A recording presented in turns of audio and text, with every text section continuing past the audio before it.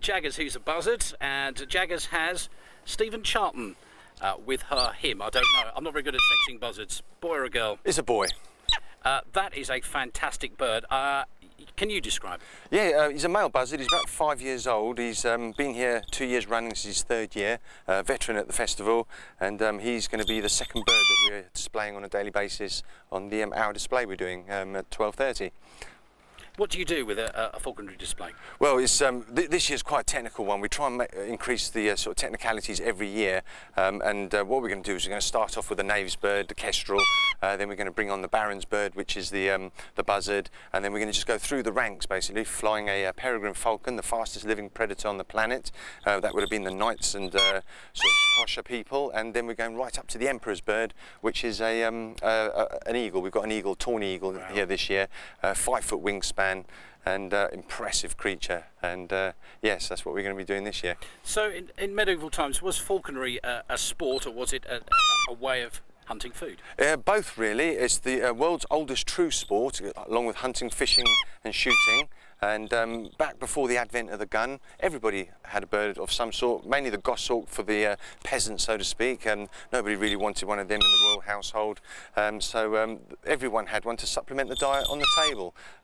If they didn't, they could only trap animals or use dogs or bows, so having a bird of prey by your side was a good asset, a nice relationship, and that is when the Normans, and certainly when royalty sort of stepped in, when they saw the value of these and the esteem that it followed, and started making rules as to who could own what bird.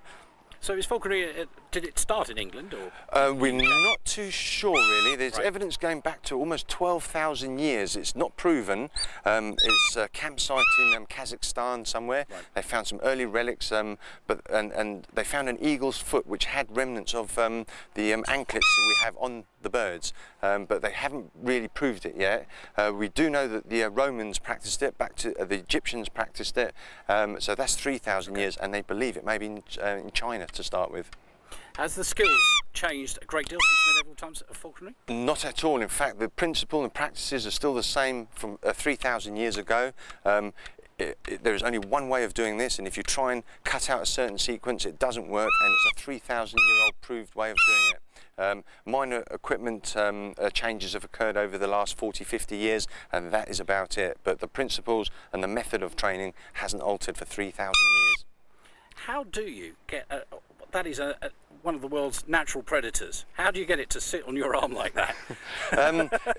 It's made to look a lot easier than it is, but it's a bond. We have to bond with these creatures, probably closer than I probably ever did with my own children. This is how close they are to me, and it's absolute trust on part of the bird that I will never harm it, I will never steal from it, food that is, and that certainly being a wild animal, which he still is a wild animal, he can never ever be punished no matter what he does. He is always put on the most forefront of everything, and everything revolves around him, and it's all one-sided. He shows very little emotion back, but he trusts me that I will never cause him any harm, and that is the secret of really getting it correct with these birds.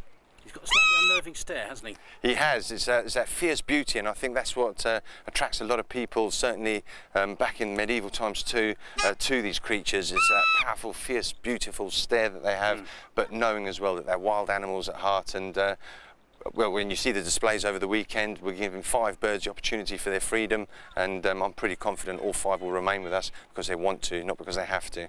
Now, you're doing a reenactment as well, aren't you, over the weekend? Yes, we are. I'm not going to touch on that too much. Right. Going back to the social status of these birds, it was a heinous offence to be caught out of station with a bird that was not of belonging to yourself. For instance, if a knave, for instance, got caught with a peregrine, the crime was deemed so serious it was sometimes punishable by death. However, obviously with the public, we're not allowed to do things like that. So what we're going to do a lesser punishment, but believe you me, it's going to make the people cringe. But it is reenactment, so that's the main thing to remember. Everyone goes away healthy and safe, and we need the same person for 3 days, so we're not going to hurt them too bad. And you'll be doing that in the arena? We'll be doing that in the arena in front of the royal box. Obviously, Her Majesty must witness the punishment to make sure it was carried out correctly, and we just hope it all goes correct, and there aren't any real injuries. Stephen, thanks for joining us. Have a great weekend. Thank you. It's East Sussex Today.